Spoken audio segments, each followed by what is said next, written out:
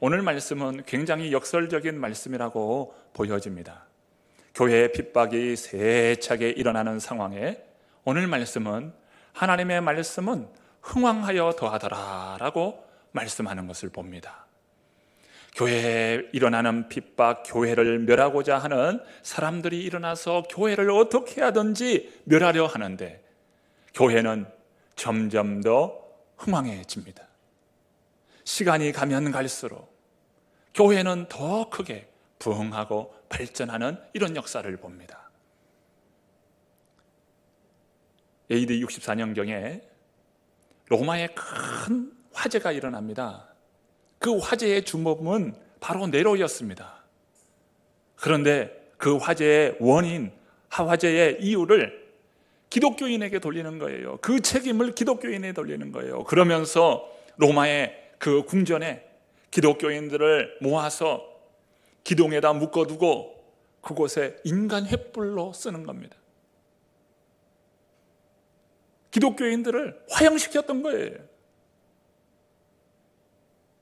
이러한 끔찍한 일을 행하고 있었습니다. 우리나라도 선교 초기에 또 일제강점기 6.25를 겪으면서 많은 이러한 핍박과 희생이 있었습니다. 예수님도 마찬가지죠. 고난당하였습니다. 예수님은 십자가에 달려 모진 고통을 받으시고 결국 십자가에 돌아가셨지요. 그러나 3일 만에 부활하셨습니다. 예수님을 믿는 많은 사람들에게 예수님은 보이시고 40일 동안 머물면서 제자들에게 부활하신 몸을 보이셨습니다. 그리고 하늘로 승천하셨지요. 그러면서 너희는 약속한 성령을 기다리라 라고 말할 때에 제자들을 비롯한 120명의 성도님들은 간절히 기도하며 성령님을 기다렸습니다. 그들에게 성령이 임하고 놀라운 은혜와 능력으로 충만해지는 것을 보게 됩니다. 그러면서 예루살렘 지역이 예수 그리스도를 믿는 기독교인들이 크게 늘어나게 되는 것이지요. 이런 가운데에 유대교에 있던 지도자들은 기독교인들이 늘어나는 것을 위협적으로 느꼈습니다.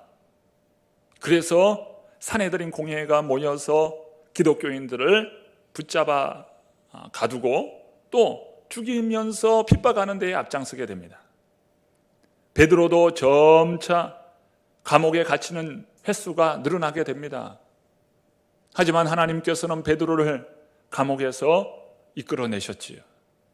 여기에 더하여 헤롯의 핍박이 일어납니다. 교회 안에 핍박의 강도가 더욱 거세게 일어나게 됩니다. 헤롯은 어떠한 사람입니까? 그는 많은 군중들을 모아두고 은으로 만든 이 왕복을 입으면서 연설대에 섰어요. 그의 위세와 그의 권세는 하늘을 나는 새도 떨어뜨릴 만큼 그 기세가 등등했어요. 그의 왕권과 권력은 아주 막강했습니다. 그런데 이게 웬일입니까? 하늘을 나는 새도 떨어뜨릴 만큼 강력한 왕권을 가진 헤롯도 벌레 한 마리에 물려 죽고 마는 거예요. 그 인생을 보면 얼마나 역설입니까? 이 또한 역설이라고 보여집니다. 세상에 부럽지 않은 그런 엄청난 권력과 부를 가진 헤롯도 결국 벌레 한 마리에 물려서 죽게 되더란 말입니다. 이것은 무엇일까요? 하나님의 손을 두려워하지 않는 인생의 종말을 보는 것 아니겠습니까? 세상은 교회를 무너뜨립니다. 성도를 핍박합니다. 예배를 방해하고 믿음을 방해합니다. 그러나 어떻습니까? 하나님의 말씀은 흥왕하여 더하더라. 교회에 가하는 핍박이 세면 셀수록 교회는 그 핍박에 의하여 무너지는 거 멸망되는 것이 아니라 그 핍박이 오히려 기폭제가 되어 더욱 성장하더라는 거예요. 왜 그럴까요? 하나님의 말씀은 그 자체로 생명이기 때문입니다. 하나님은 살아계시기 때문입니다. 하나님의 말씀은 창조의 능력이 있어요. 빛이 있으라 할 때 빛이 있었습니다. 해와 달과 모든 천체가 하나님의 말씀에 의하여 창조되는 것입니다. 그러니까 우주 모든 창조물은 하나님의 말씀의 바탕 위에 세워졌어. 하나님의 말씀은 인간을 살리기도 하고 주기도 하는 능력이 하나님의 말씀에 있습니다. 하나님께서 축복을 명하시면 그 인생이 축복의 인생이 됩니다. 하나님께서 저주를 선언하실 때 저주가 임하는 것을 봅니다. 예수님은 풍랑이는 바다에 계실 때에 제자들이 크게 두려워하고 있었습니다. 그때 예수님께서 말씀하시죠. 잠잠하라, 고요하라. 풍랑이 잠잠하고 바람이 잠잠하게 됩니다. 하나님의 말씀에 능력이 있음을 보여주십니다. 한 가버나움의 중풍병자가 예수님께 나왔을 때에 예수님께서 말씀합니다. 소자야, 내 죄사함을 받았느니라. 그러면서 내가 누운 그 상을 가지고 내 집에 돌아가라. 많은 사람들이 지켜보는 앞에서 그 중풍병자가 일어나서 자신이 누운 그 상을 메고 집으로 돌아가는 겁니다. 하나님의 말씀은 이처럼 능력이 있어요. 한 손 마른 자를 고치십니다. 문둥병자를 고치십니다. 혈루증 여인을 고치십니다. 주님께서 말씀합니다. 딸아, 내 믿음이 너를 구원하였으니 평안히 가라. 내가 병에서 놓여 건강할지어다. 우리 주님의 말씀에 구원이 임합니다. 우리 주님의 말씀에 치유가 임합니다. 이것이 주님의 말씀이에요. 회당장 야이로의 딸이 죽었을 때 예수님께서 말씀하시죠. 달리다금 소녀야 내가 말하노니 일어나라. 죽었던 그 야이로의 딸이 일어납니다. 그리고 먹고 힘을 얻어서 참 소생케 되는 이런 역사가 일어나게 되는 것이지요. 무슨 말입니까? 하나님의 말씀은 가능과 불가능, 신뢰와 의심, 불신앙과 신앙, 축복과 저주, 화와 복, 죽음과 영생이 하나님의 말씀 안에 있다는 거예요. 한 번은 예수님께서 예루살렘에 거니실 때에 참 시장 한가운데 무화과 나무를 보았는데 무화과 나무에 있어야 할 열매가 없는 것입니다. 그때 예수님께서 하신 말씀이 무엇입니까? 이제부터 영원토록 내가 열매를 맺지 못하리라. 결국 무화과 나무는 말라 죽게 되는 것이지요. 축복과 저주가 하나님 말씀 안에 있습니다. 죽음과 영생이 하나님의 말씀 안에 있어요. 성경은 우리가 성령 충만함을 받으라, 성령의 사람이 되라고 말씀합니다. 성령 충만함을 받고 말씀에 성령의 사람이 된다는 것은 무엇은 의미입니까? 말씀 안에 거하는 삶을 산다는 거예요. 말씀이 중심이 되고 말씀의 이끄심으로 살아가는 것, 그것이 바로 성령 충만한 사람이죠. 주님을 믿는다 하면서도 말씀은 내팽개치고 늘 말씀 가운데 거하는 것이 아니라 말씀보다 앞서서 하나님 내가 이렇게 앞서가오니 주님 따라오십시오. 이게 어떻게 성령 충만한 사람이겠어요? 말씀 가운데 거하며 늘 말씀을 앞세워 살아가는 사람, 이러한 사람이 성령 충만한 사람이지요. 이제 하나님은 나의 입을 통하여 하나님의 말씀을 전하게 하시고 선포케 하십니다. 하나님의 말씀으로 살아가기를 원하셔요. 아무리 핍박과 환난이 일어납니다. 그러할지라도 어때요? 말씀은 흥왕합니다. 우리나라 근대사 중에 가장 치욕적인 시기가 바로 1900년대 초입니다. 나라의 국권을 잃어버리고요. 그리고 외세의 침략에 의하여 민족의 앞길이 참으로 어두운 시절, 이 1900년대 이 초가 바로 그러한 시기입니다. 그런데 보십시오. 1907년 평양의 대부흥운동을 하나님께서 허락해 주십니다. 핍박과 환난이 가장 극심한 시기에 오히려 하나님의 말씀이 흥왕하여지는 것을 봅니다. 때론 우리나라 민족성, 우리나라를 가리켜서 질경이로 표현을 합니다. 질경이는 산천은 어디나 참 잘 자라는 흔한 식물이죠. 시골길을 걸어가다 보면은 길바닥에 질경이가 자라나는 것을 봅니다. 질경이는 어때요? 밟히고 밟혀도 그 질경이는 그 사람의 그 밟힘 가운데서도 자라나는 것, 이것이 질경이에요. 그만큼 질겨요. 어릴 때에 이 질경이를 서로 부여잡고 누가 더 질경이가 힘이 세나 이렇게 시합을 하면서 놀았던 그런 경험도 있습니다. 이게 질경이에요. 그런데 이 질경이가 참 만병통치 약과 같은 그런 효능이 있다는 거예요. 여러분 네이버 검색에 질병이 효능이라고 한번 검색 한번 해보세요. 질경이에 대한 효능이 막 쭉 나오는 것을 볼 수가 있어요. 그 질경이 효능을 찾아보니까 이렇습니다. 질경이 잎을 말려서 차로 끓여 마시면 고혈압, 기침, 가래, 감기, 두통, 관절염에 효능이 있고요. 질경이 잎을 생즙으로 마시게 되면 설사, 변비, 구토, 소화 안정제로 이렇게 크게 도움이 된다는 겁니다. 또 질경이 잎을 찧어서 환부에 붙이면요 고름이 먹고 새살이 돋아난다는 거예요. 질경이 씨나 뿌리를 달여서 마시면 간염이나 또 신장염의 치료에 효능이 있다는 겁니다. 제가 드리는 말씀은 질경이 효능이 이렇게 좋다라는 것을 제가 말하고자 함이 아니에요. 하나님께서 만드신 모든 만물, 그것도 온 산천에 하찮하게 보여지는 그 들풀도 이렇게 참 귀하게 쓰인다는 거예요.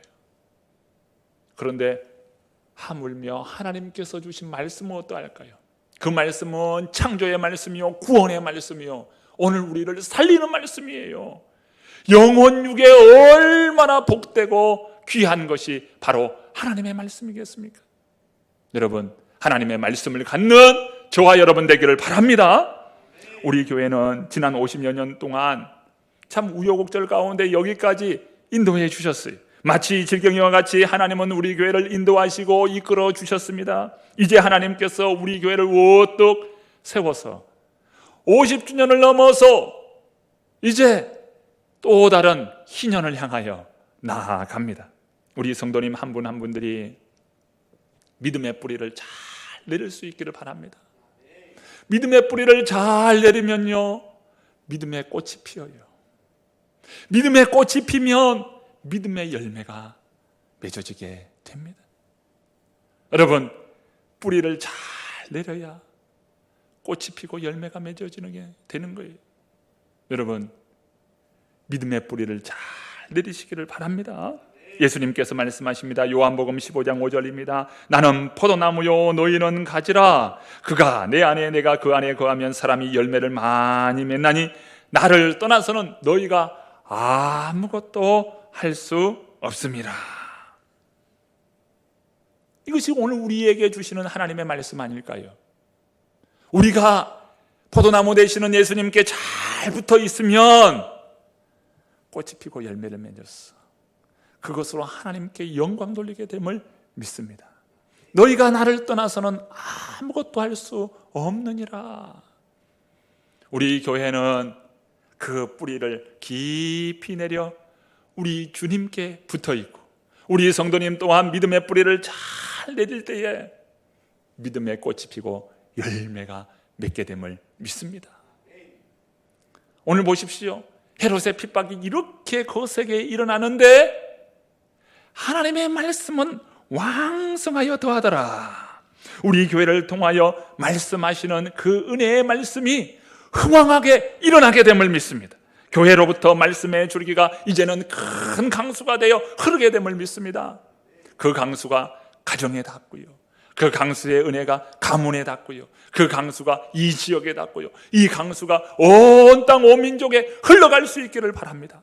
에스겔 골짜기에 에스겔의 그 보았던 그 환상 가운데 성전 문지방으로부터 물이 흐르지요. 그래서 큰 강수를 이루지 않습니까? 그러면서 주시는 말씀이 무엇입니까? 그 물줄기가 닿는 모든 곳에 만국을 치유하더라. 회복의 역사가 일어나는 것이지요.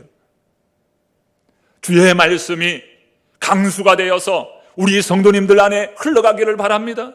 가정에 흘러가기를 바랍니다. 가문에 흘러가기를 바랍니다. 온 삶 가운데 이 강수의 은혜가 흘러가기를 원합니다. 직장에 가면 그 직장이 회복이 되고요, 또 사업가 일으키는 모든 비전 위에 그 강수가 흘러갈 때 놀랍게 흥황케 되는 역사가 있음을 믿습니다. 뿐만 아니라 우리 자녀들 안에 흘러가기를 바랍니다.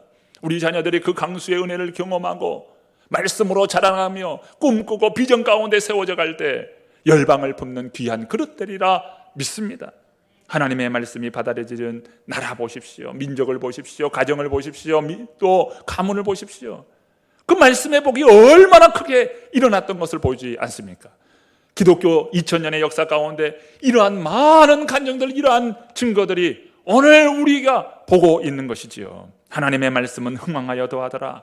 이 말씀은 만고의 진리요. 하나님의 말씀은 이처럼 영원합니다. 하나님의 말씀 불이나 칼이나 창이나 사자의 입으로도 틀어막을 수 없었어요. 하나님의 말씀은 운동력이 있어서 사람을 변화시킵니다. 하나님의 말씀이 그 심령 가운데 들어가면 그 마음과 생각과 모든 뜻을 판단한다고 말씀하고 있어요. 하나님의 말씀이 임하자 그 말씀이 오늘 우리의 심령을 새롭게 하시는 것이지. 여러분, 하나님의 말씀에 순종함으로 개인과 가정과 가문, 여러분의 삶 가운데 이 말씀의 흥왕됨의 역사가 일어남으로 인하여 주님 앞에 주인공으로 살아갈 수 있기를 바랍니다. 비참하고 허무한 헤롯의 죽음 다음에 오늘 주님께서 말씀하시는 것이죠. 우리 24절과 25절 말씀을 함께 읽어봅니다. 함께 읽습니다.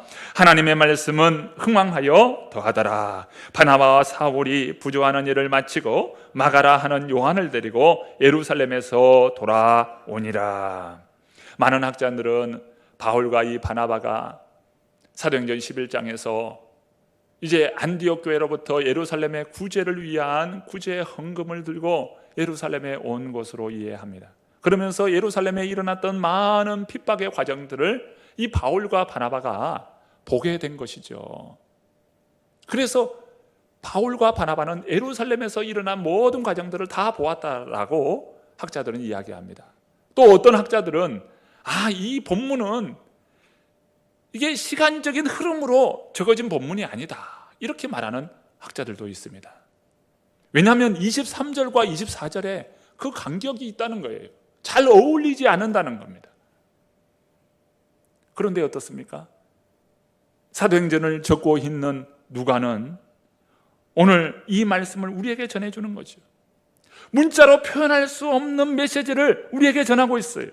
하나님은 야고보의 죽음을 통해서도 구원의 역사를 이루고 계시고, 또 핍박의 주체인 헤롯을 죽게 하심으로써 하나님의 말씀이 일관되게 이루어지고 있음을 누가는 우리에게 전해주고 있습니다. 여기서 우리가 기억해야 될 것은 무엇일까요? 우리는 역사 속에 살아갑니다.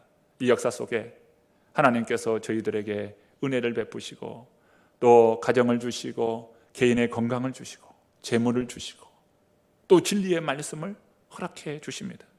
오늘 우리 인생에게 주어진 이 모든 것은 일관되게 구원의 역사를 위해서 맞추어 주고 계심을 오늘 우리들이 믿음으로 고백하는 것이죠. 이 모든 것은, 오늘 나에게 주어진 모든 삶은 하나님께서 내게 구원의 역사를 이루어 계심을 하나님께서 은혜로 주신 것이다. 그래서 어떤 이는 하나님께서 주신 이 모든 것이 하나님의 은혜요, 하나님께서 내게 주신 선물인 줄 알고 그것을 하나님께 기쁨으로 감사로 드리면서 영광 돌리는 삶을 삽니다. 그런데 어떤 사람은 그 주어진 모든 것이 하나님께서 주셨음에도 불구하고 이 모든 것은 자신의 노력에 의하여 받은 것이다, 운이 좋아서 내게 주신 것이다, 운이 좋은 거다, 이렇게 생각하고 그것을 하나님의 영광을 위해서 쓰는 것이 아니라 자신의 유익과 또 때로는 악을 위해서 쓰이는 거예요. 어떤 인생은 하나님께서 주신 것을 알고 귀하게 쓰임받는 인생이 있는가 하면, 어떤 인생은 그저 자신의 유익과 자신의 만족, 때로는 악한 것에 쓰임받는 영혼들이 있다는 것이죠. 여러분은 어떻습니까? 여러분을 평가할 때 어떻습니까? 여러분을 자신을 평가할 때 어떻게 평가합니까? 여러분에게 주어진 재물과 재산, 이런 것이 여러분의 평가의 기준입니까? 이것이 하나님께서 주신 나에게 축복의 어떤 그릇이라고, 축복이라고 모든 재물로서 이것을 평가합니까? 그렇게 따져보면 헤롯만큼 축복받는 사람이 어디 있습니까? 헤롯은 부는 말할 것도 없고 권력은 말할 것도 없고 그가 가진 것은 어마무시해. 그러면 하나님께서 헤롯을 인정하고 하나님은 그 헤롯을 축복했을 거예요. 그런데 헤롯은 하나님께 인정받지 못합니다. 지금 눈에 보이는 것으로 성공의 인생을 판가름할 수 없는 것이지요. 반대 영역에서 보실까요? 헤롯은 교회를 멸하려 했습니다. 그가 그토록 죽이고 멸하려 했던 교회는 어떻게 됩니까? 교회가 멸하집니까? 교회는 점점 흥왕하여 더하여 갑니다. 죽이고자 했던 헤롯은 죽고 멸하고 싶었던 교회는 도리어 흥왕하게 됩니다. 결국 믿는 그리스도인의 삶은 실패하지 않습니다. 믿음이 이기고 승리합니다. 오늘 나의 인생을 통하여 구원의 역사를 이루고 가고 계십니다. 그리고 더 나아가 땅끝까지 복음을 증거하라고 하신 주님의 명령에 오늘 우리는 믿음으로 순종하고자 합니다. 우리는 하나님께서 인정해 주시는 사람이죠. 하나님께서 구원의 은혜를 베푸시기 위하여 우리를 택하시고 불러주셨습니다. 우리가 복음을 위해 살리라 할 때에 하나님께서는 은혜도 주시고 능력도 겸하여 주심을 믿습니다. 여러분, 가정에 복음을 싣고 십자가를 우뚝 세울 수 있기를 바랍니다. 믿음이 이기고 승리합니다. 환난과 핍박 가운데도 믿음은 승리합니다. 말씀이 흥왕하여 일어나게 될 것을 여러분 믿고 선포하시기를 바랍니다. 그리고 복음 전파의 사명을 감당하십시오. 우리 모든 성도님들을 통해서 하나님은 일하십니다. 우리 귀한 성도님들, 하나님의 말씀이 흥왕하게 일어나게 됨을 믿고 환난과 핍박 가운데서도 하나님은 일하시고 믿음이 승리하고 믿음이 반드시 이기리라고 하신 그 말씀을 오늘 우리를 통해서 이루어 주실 것입니다. 우리 모든 성도님들 축복합니다. 이 한 주간도 말씀의 흥왕함을 누리고 은혜의 풍성함을 누리는 복된 성도님들 되시기를 축복합니다.